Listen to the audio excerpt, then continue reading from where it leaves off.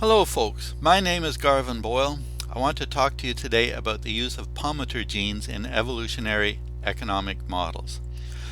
There are three goals to this presentation. The first is that you understand the dynamics of evolution well enough to want to read more about it.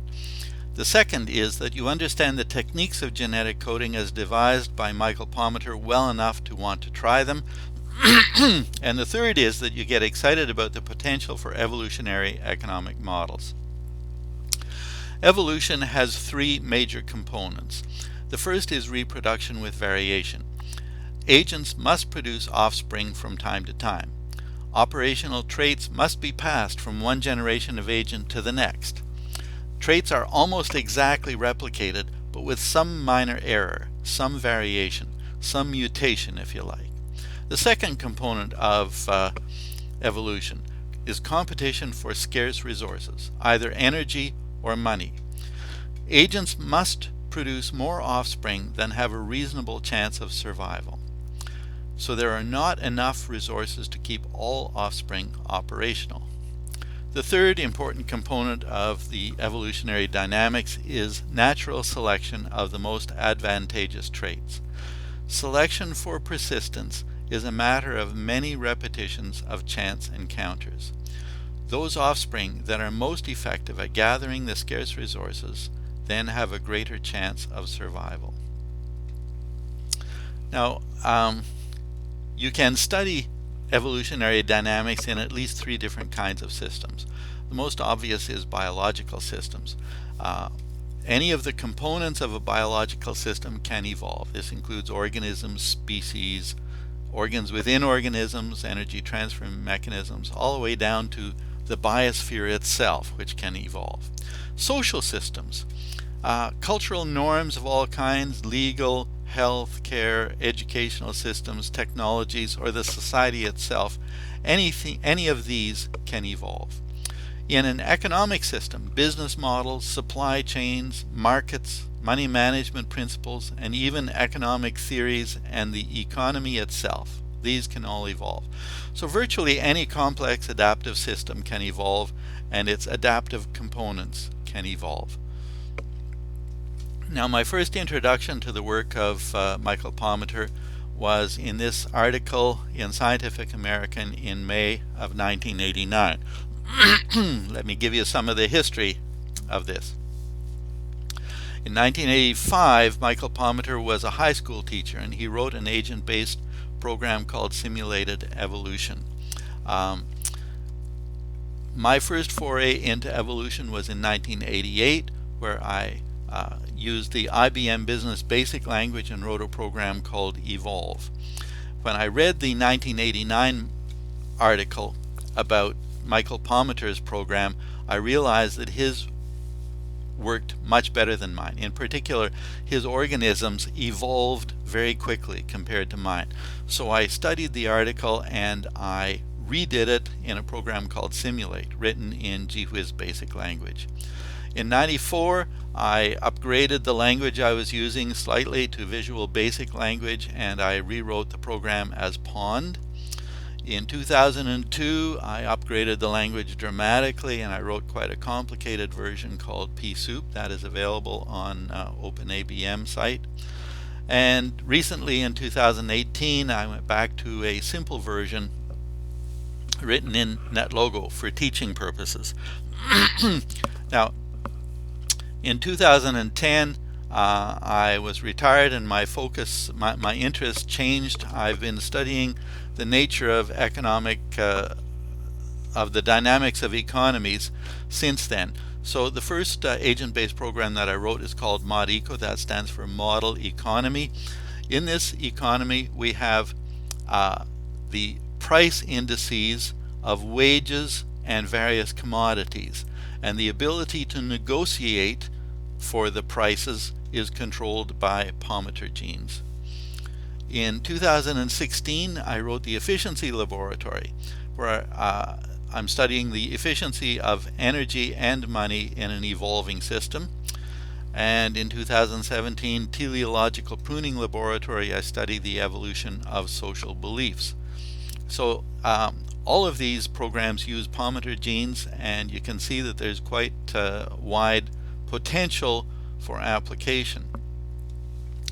Now, in Palmiter's program, I think there are three great innovations that are not widely used and should be more widely used. The first one is his exponential coding schema. All genes are coded as two numbers, a base B and an exponent E.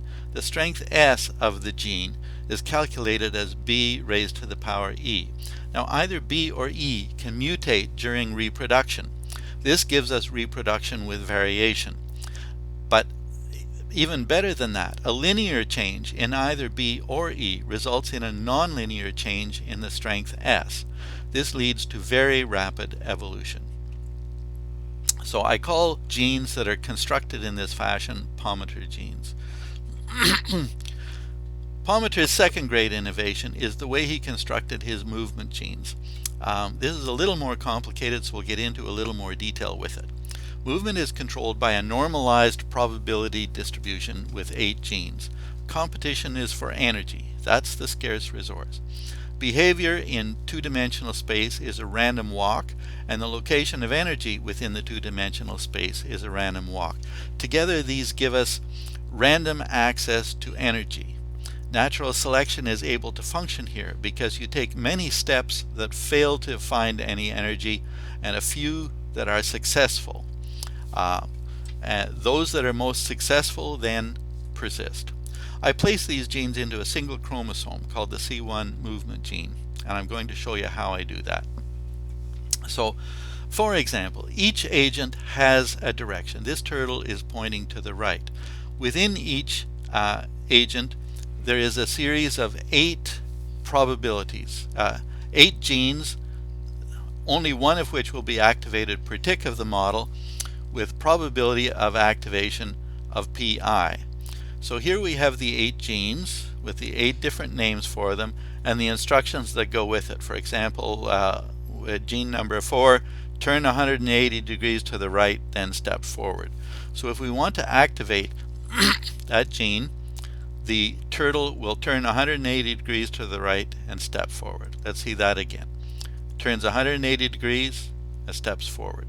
So let's look at that in a slightly more natural context. Here's a turtle that happens to be pointing upwards and to the right. We want to activate the back gene, so turns 180 degrees and steps forward. This gives us the possibility that the turtle will take any of the 8 spaces around it as its next location. Now when I implement this in NetLogo, the chromosome number 1 is implemented as a set of 4 vectors, each having 8 numbers in it. So the numbers are the B, 8 base numbers, 8 exponents, 8 strengths, and together these give us the genotype. Then we have 8 probabilities, and this vector gives us the phenotype, and it is the phenotype that controls the movement of the organism. So let's look at that a little more closely. Here are the 8 names of the genes, the turn labels, and these are the amounts of the turn. The genotype looks like this. We've got 8 bases, 8 exponents, 8 strengths. The sum of the strengths is 16. Then we've got the phenotype, which is the strength divided by the sum of the strengths. So in NetLogo, that's implemented like this. To calculate the strengths, we take the bases, 8 bases and 8 exponents. We take the base raised to the power of the exponent, and that gives us a strength. The map function does it on a 1-by-1 basis. Then to calculate the phenotype, to produce the phenotype, again we use the map function. We have a set of 8 strengths, and we create a vector we create a vector of 8 sum of the strength. Then we take the strength divided by the sum of the strength, and that gives us the probability. How do we use this than to actually control the movement of a turtle? Well, we start out, we take a random number, and it is between 0 and the sum of the phenos. This is a normalized probability distribution, so the sum is 1. We then use that to create a ladder of sums, and we go through the ladder of sums one at a time. If the random number is bigger than this sum and less than the next sum, then it's a good index counter. We record that. We use that index counter to look up the proper angle to be turned, and we change the heading. Palmiter's third great innovation. Life cycle functions are controlled by 6 parameters, which I have encoded in 6 Palmiter genes in a separate chromosome. These control birth, death, energy consumption, adult size, and these create the circumstance for natural selection.